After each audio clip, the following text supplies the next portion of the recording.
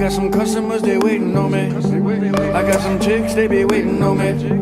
I got some haters, they be waiting on me. I'm never on time, so they waiting on me. I got that cooker from the kitchen, man. I got that cooker from the kitchen, man. I got that paper from the paper bands. I keep my money in the rubber bands. I got some customers, they waiting on me. What's up, folks? This is Joshua Lipscomb. You're tuned into the Black Cowboys Media. I'm here with a very special guest, my man Jaren Hampton. What's up, fam? What's up, man?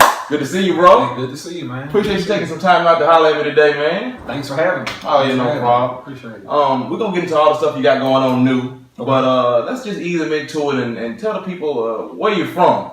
Where were you born, actually? Born and raised Nashville, Tennessee. Nice. That's my town. Okay. Okay. Nashville, Tennessee. Good to know. Now, tell us about your upbringing. Were you the only child? You have brothers and sisters, or?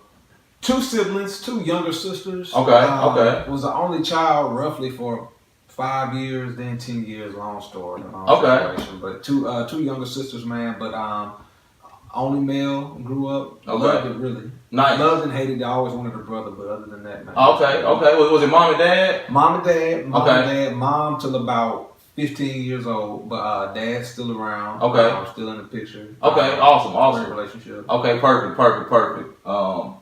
So when did you think you started getting the bug for writing? Were you in acting maybe back in the day? Man, I've been wanting to act since I was 5. Okay. Acting's my first love. Has always been. If it were up to me, I would just act. Okay. But acting's my first love, man. Been wanting to do it forever. Just recently started writing just about 3 years ago, probably 2013. So you think you prefer acting over writing? Definitely. Damn. Okay.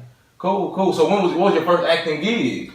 Oh man, first acting gig was freshman year in high school. I did this play called Curtain Going Up. Okay. I was in high school and got that first bite of the acting bug and hadn't looked back since. Okay, now what was your role? I played this character named Buck O'Hare. Okay. He was a tough guy football player he had a soft soul, real soft, real kind of like a sissy almost. Okay. In his thought process, but it was fun playing the character. You know, you're big and tough, then the smallest things got to him. The diversity, I like that. Now, let's say you acted at freshman year. Mm-hmm. Now, what was your first time thinking? You know what? I probably need to write some of this shit.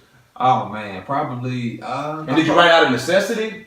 Because you felt like, you know, to open up this lane, there's nobody really in Nashville right now doing this. Mm-hmm. So there was not necessarily roles for you to just hop in, I'm assuming. Did you just do it out of necessity or just kind of you wanted to do it?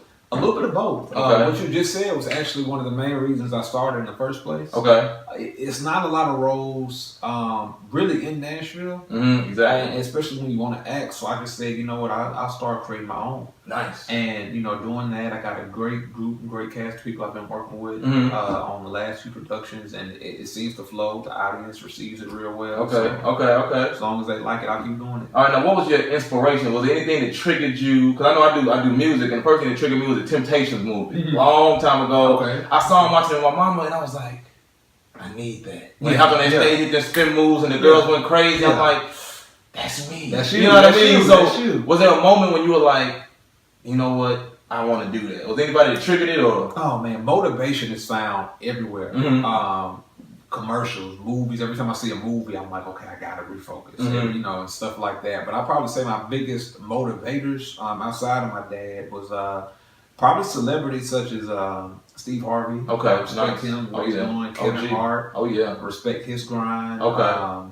Probably Vince McMahon. Okay, yeah. He took a corporation that was not big and turned it into $1 billion company. True. Jerry Seinfeld, Tyler Perry, people like that inspire me to see what they do with their dreams and that's dope. Where they've gone from. Okay, that's dope. Now, in I believe 2013, you were in a play called Trouble Don't Last Always. I was. Okay. Now, give me a little bit about that. What was that? Trouble Don't Last Always was a play written by a great playwright and good friend of mine, Thomas Mack. Okay, yeah, Thomas, Yeah. Real cool dude, man. Nice. Him and his family, real nice people. Mm-hmm. He wrote the play, Trouble Don't Last Always. I was in it. I played the part of what was the character I played? It wasn't Milkman. I forgot his name. He was someone who he stuttered a lot.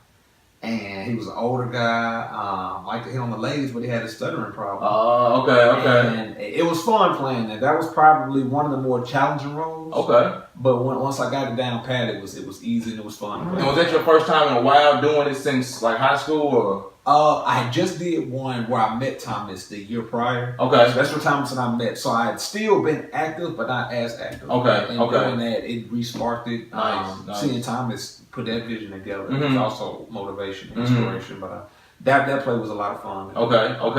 And then after that, I believe it was The Missing Link. The Missing Link. That was the play I did. I did do The Missing Link. I did that with Pastor Sam Kirk. He's over at Youth About Business Center. Okay, nice. Yeah. Why? Real nice guy. I worked with him and did that play. That was the first extensive play I did. It ran from December 2012 or 2013. I can't remember, all the way to June. Oh, so it wasn't just one night. Yeah, it wasn't just one night. Nice. We did multiple shows, sometimes 2 a month. Nice. And did that and put it on for about 6-7 months straight. Okay, that was in Nashville? In Nashville. Nice. In Nashville. Got some big audiences. I played a deacon. Okay. A church deacon, and Deacon Johnson, I want to say what his name. And Okay. it was a fun character. Nice. One of the more serious characters. Okay. Fun, challenging, great cast. Okay. Everybody was close. It was a lot of fun. So now, what was the audience in these first plays? The first one was Trouble Don't Last Always. What was the audience kind of? Was it a big audience, kind of small? It was a moderate sized audience. Okay. It was a moderate sized audience. I probably say, and I think everybody agree with me. It wasn't the audience that we had wanted or expected, but it gave us enough to perform. Okay, nice. Their interaction was great. Okay. The audience that gave us a lot of energy with the laughter and everything. Okay. I think location may have been one of the reasons why it didn't hit exactly like we wanted to. Oh, so that one wasn't in Nashville, the first one? It was in Murfreesboro. Ah, okay. And a lot of people may not have wanted to make the trip. But, and for those of y'all watching, Murfreesboro is about 45 minutes from Nashville, so it's a little ways. And niggas in Nashville not used to making that drive. Yeah, you know what I mean? about 45 minutes, and you get people in. So I think that contributed a lot to it, but we still had a great audience. Okay. It was a 2-night play. Okay. A lot of fun. Too. Nice. Okay, cool. Now, after The Missing Link, I believe that's when you started getting into your own, start writing, and said, I need to start getting my own writing. Is that right? Okay. Yeah. Okay, cool. And that's when you did Family Ties? Family Ties was my first play. Okay. What year was this? 2013? Family Ties was in 14. Okay. 2014, we did 2 nights, February 8th and 9th. Okay.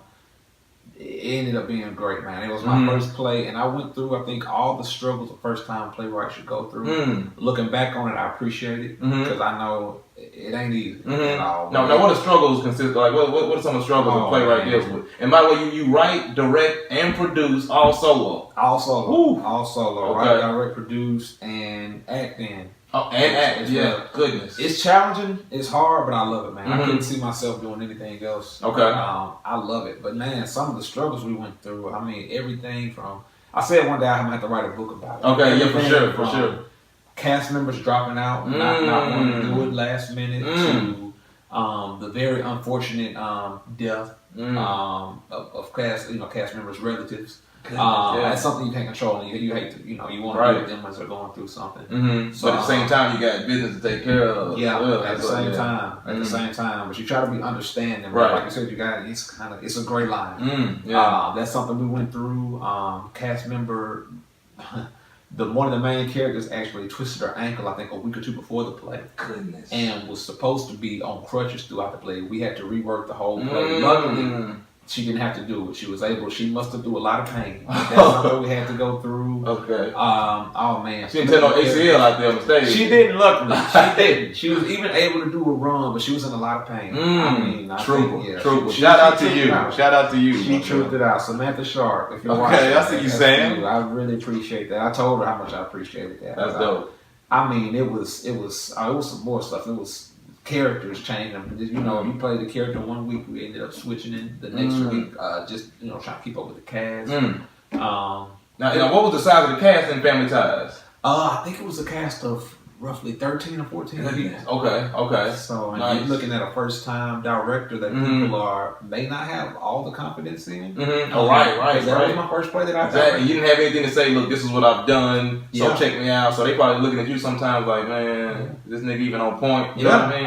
And it was a learning process. I'll even admit it probably wasn't my best directing job. I've gotten better over the last ones. Oh, sure, yeah. I don't think it was my best directing job, but the actors brought it, man. I think that's definitely one of the top plays, not only that I've written, but been a part of. Nice. Now, where was this one at? Where'd y'all take this one to? Oh, this was at the, what was this at? This was in Metro Center. Okay. Oh, at Luby? At the Luby, yes. Nice. Thank you. Okay, yeah. The Luby Theater. Nice. It was great, man. Sold out the first night. Nice. That's crucial. Shocking. It very. So first time writing, first time directing, no experience.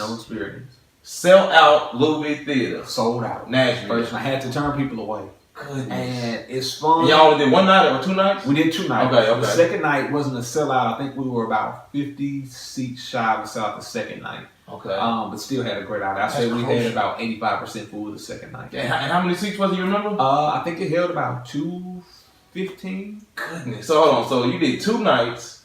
This place holds 215. You sell out the first time, have to send folks home. Yeah. The next night, you damn near sell out, just 50 seats left. First time writing and directing. For me doing music and knowing people that do music and entertainment, period, niggas ain't selling out, man. Well, I gotta stop that. People ain't selling out. You know, that's tough stuff, man. It's tough. And it's humbling. It's a humbling experience. It's tough, but with the right promotion, great audience, great fan base, people who support you, family, friends. Right. And you said you're born and raised here, so people knew you already. You know what I mean? Kind of. A lot of people knew I acted, but they didn't. I guess they didn't know I wanted to take that route. Oh, so they knew you, but they didn't know your acting and your writing. Yeah. Okay, and of course you get people there that that's my friend, that's my right. I want support, but a lot of people I think just wanted to come and see what is this. Exactly. And from there it's just grown. Nice. Even then, looking back, that's the smallest audience that I've had for a play. Okay. So that was 2013 February 2014. 2014. So now we move up to House Divided. Was that in 2014 too? It was. It was in October 2014. 2 plays 1 year, people. This is what we're doing here in the Ville. 2 plays 1 year. Okay, so what we did beginning of the year, February 2014. Yeah. You bounced back and hit them with another one. You remember what month? It was in October 2014. It was in October. That's what 6-7 months later. Yeah. I had to write it. I think I wrote the next one in about a month and a half. Casted for it, and we started. And how long are these plays that you're doing? They're the standard length. I want the audience to get their money worth. So when I say standard length, we're looking at anywhere from 2 to 2.5 hours.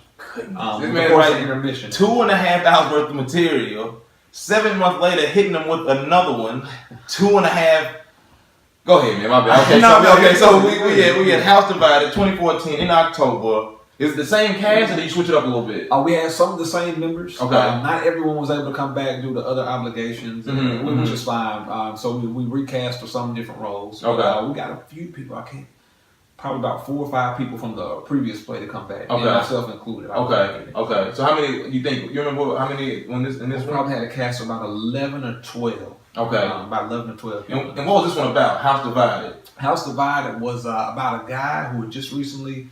Real world issues. Just recently lost his job. Had a family, wife and kids to provide for. They're from Chicago. Things went bad.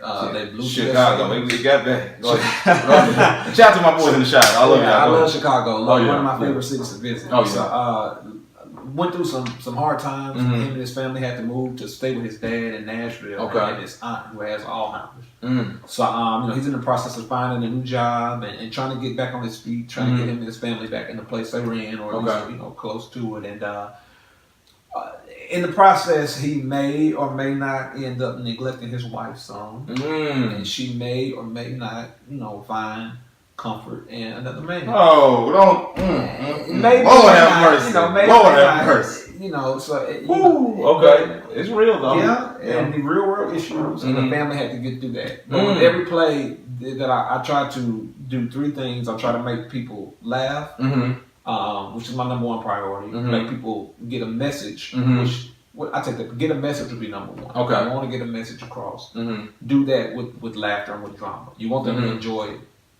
You want them to have a good time. Mm-hmm. You also want them to say, okay, I at least got something from it. For sure. But, have the drama that's going to keep them, wanting to watch more. Mm-hmm. And then, of course, have the comedy that's going to make them laugh.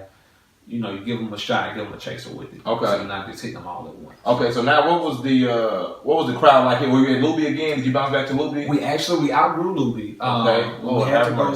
Outgrew Luby. Luby was 215. We outgrown that, people. Now, okay, what we looking like? We couldn't go back to Luby. We had to go to TSU, Mm-hmm. the Pole Auditorium at TSU. Okay. It was amazing. It holds about 550.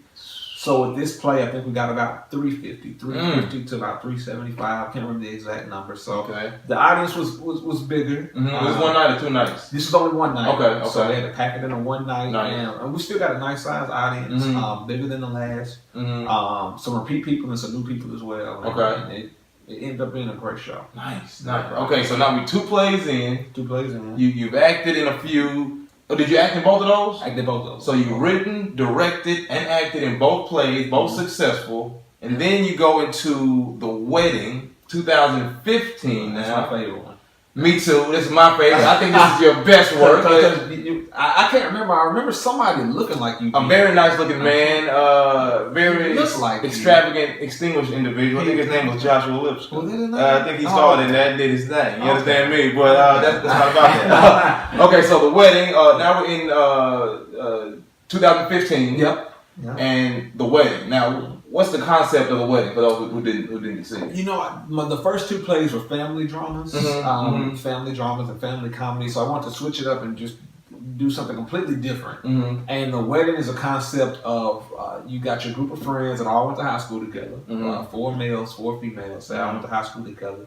One of the couples is about to get married, Mm-hmm. and it embarks on their journey from getting married from this big, loving, happy couple to everything that I can assume couples will go through in the process of getting married. Mm-hmm. It entails all of that mixed with friendship, mixed with family. You got your laughter in there. You got your different characters. Okay. And I wanted to make it to where, because in life, even the people you hang with, you got your person who's lovey-dovey, having a relationship, someone who's not so happy, somebody who's single, wants you to go out and hoe around, quote unquote. So I want to encompass all of those characters into this play, and I think I did a good job. Oh yeah, and that's one thing I liked about it, man. It showed the main character, Josh Lipscomb, was he was a lawyer and he was marrying a nurse, and her folks was kind of sedity, kind of rich. He kind of came from humble beginnings, and he had boys from his growth, and they were trying to figure out why he was getting married. Some folks like that he was getting married. I loved it, man. It was fun for me. My first acting gig. Once again, appreciate you giving me the chance to do that. You did a great job. Oh, great job. First play, and you starred in it. Well, you know how I do. I know it ain't about me today, but okay. So yeah, anyway, so we did The Wedding, and we did that at the TSU playwright. And what was the audience that night? The people that I have people that sit at the front desk. Same people who work the front desk since I started every play, and that number it grew from last time. I think we were at about 450 to 460. So we were up roughly about 100 to 110 people from the previous play. This is in a year's time. Yeah, about 200 people from the first play. So goodness gracious. Okay, so then Wedding was a huge success. People still hitting me up today. Man, you killed it. People I don't even know. They said, man, that was killer when you acted again. That was dope. Yeah. Awesome. So that's my favorite one today. That was awesome. And same year again, you hit him with another one. I did. 2015 on Ethel's Family Christmas. Now, when did we do The Wedding? Was that in the summertime? When we dropped? The Wedding was April 18th, almost a year ago. Wow. Time flies. That's nice. April 18th. Okay, so we did that April 18th. Not even, I think about 6 months later, before the year ended, you hit him with the Christmas play. Yeah. How did you have time to write this, bro? I get bored easily. A lot of times, we spend anywhere from 3 to 5 months working on a play. I think when we did The Wedding, we did December 1st all the way to April 18th. Working on a play constantly. Yeah. And I would get tired, as you did, everybody did. And I say, I can't wait for this to be over with. But in reality, I just need about a week off, and I'm ready to go back. This is something I love to do. Yeah, it's that hustle and ambition. Yeah. And something I love to do. Is fun. I want to keep doing it. If it were up to me, I would finish one job and jump right into the next. The writing process kind of slows me up, but other than that. But do you enjoy the writing process though? I know you said you like acting more. You found joy in it? Because I remember Seinfeld said once that it kind of strained him a lot. He didn't necessarily like writing at all. I hate it. Interesting. I hate it. Interesting. I love the idea of putting something together. I love the idea. Creative. I love that. Yeah. And I love being able to say, okay, this is something that came from my head and it's on stage. The writing process sucks, man, because so strenuous, meticulous. Yeah. You're always beating yourself up wondering if something's good enough, and you don't really know it until somebody reads it and says they like it too, or they see it. So I'm like, I'll write stuff and I say, no, it's not good. And what I do next has to be better than what I did last. Or I'm not growing as a writer. So it'll be plenty of times where I'm like, it sucks. I get stressed out. I'll start on something to stop and say, I'll take 2 or 3 days off and come back to it with a refreshed mindset. I hate it. If someone could just give me a script and let me learn the lines and do it, writers, it's so much easier. You hear this? Writers. It's hard work. Yeah. I don't want to discourage anyone from it. It's very rewarding. Yeah. But it's hard work. I can't sit here and say that it's For not. sure. And you don't want to put BS on paper. Exactly. And any aspiring writers, give this man a break. You got some nice scripts, hit this man up. We're gonna give contact information and all that, but y'all aspiring writers, you got nice scripts, hit him up and we can see what we're gonna do. Right. You definitely open for good scripts and stuff. I'm open for it's the business behind it. For sure. You don't want anyone to feel like you're copywriting their work or anything like that. So it's a business behind it. But I'm for new opportunities. I'm just one man. Awesome. It's a million ideas that people have I hadn't thought of. Exactly. If they need help putting it together, whether they were trying to do a film, a play, write a book, I'm all ears. Okay. Awesome. Okay, so we finished the wedding play. That was 2015. Somehow you cooked up a whole nother play, 2 hours length time, standard length. Christmas. What made you go for the Christmas route? Because I know that's key. That's key. I like Christmas plays. Yeah. Most people, especially families, it's a good time to come around. What was the motivation for a Christmas play? Christmas is my favorite holiday, man. I love that time of year. Believe it or not, that time from Thanksgiving all the way through New Year's. I love it. Thanksgiving, Christmas Eve, Christmas, New Year's Eve. I love that time of year. And I always want to do something that entail Christmas or involve Christmas, just to spread some of that Christmas spirit around. So this play actually was the easiest one, not to write, but to think of. The wedding was the easiest one to write. I wrote the wedding in about 2 weeks. Goodness. Wrote the wedding in about 2 weeks. Okay. This one, probably about 3. About 3 weeks. No more than 3 weeks. It did take a month. But this one, it took some time to write, but the concept and the idea came easier. It was called Aunt Ethel's Family Christmas. Aunt Ethel was based off of a character from the play A House Divided, the old woman with Alzheimer's. Right. So she was so popular, such a big hit. Shout out to Markia Douglas, who played that character. And what I wrote on paper, compared to what she brought to life, she did 10 times more than what I wrote. Oh, she did amazing. Very good job. She brought that character to life. It's so popular. Everywhere I go, people are.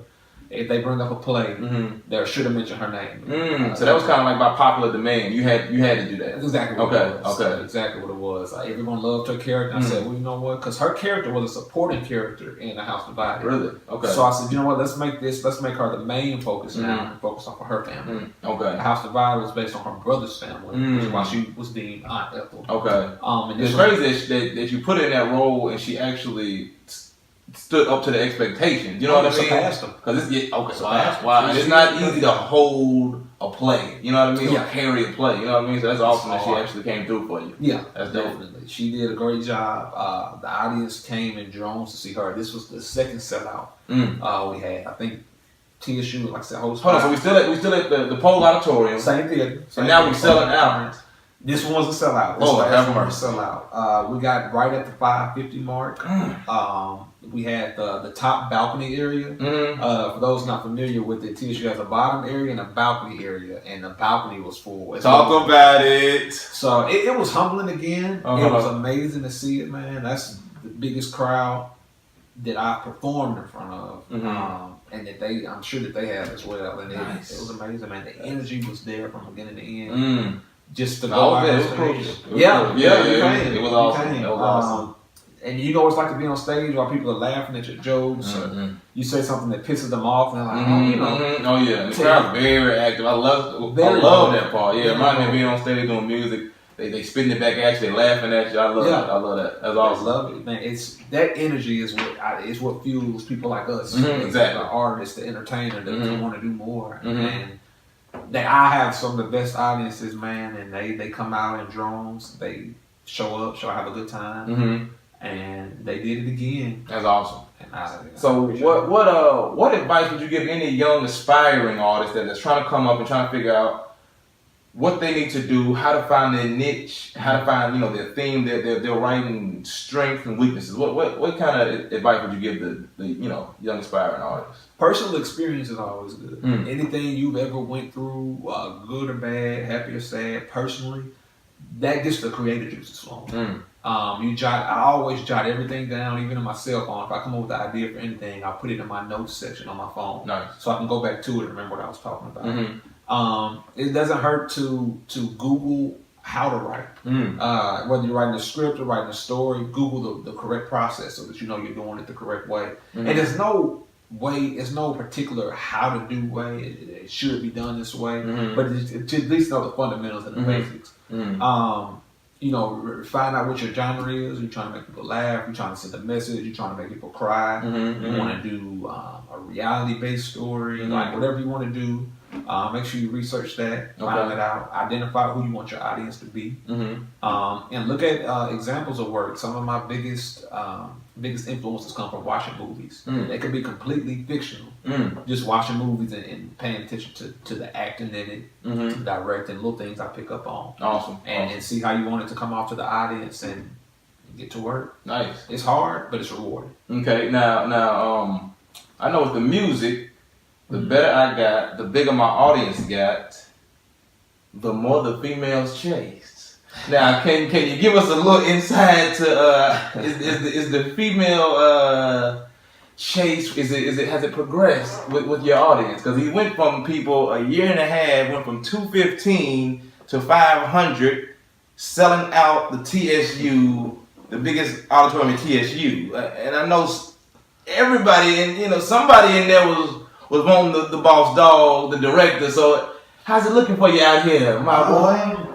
I won't lie. I would say it's increased from when I started. I will say that. Okay. I won't go into detail. Okay, I respect it. It's definitely increased, but I find it funny because I do get a lot of females that'll send messages in the inbox. Go down into DM. Shout out to guys for that. That song couldn't be any more real. Woo! And any more closer to the truth. Okay. It's definitely gone down in the DM, But I will say with the increased volume of females, I also get females interested that they want to act. I get a lot of males. Hey, I'm interested in acting. I want to know what's next. Where can I go to audition? Okay. So just volume in general from people. Good. Yeah, just energy. Period coming your way. Yeah, a lot of energy coming my way. A lot awesome. of people want to, even if they don't want to act, they just want to show support. That's awesome. Hey, I see what you're doing. Congratulations.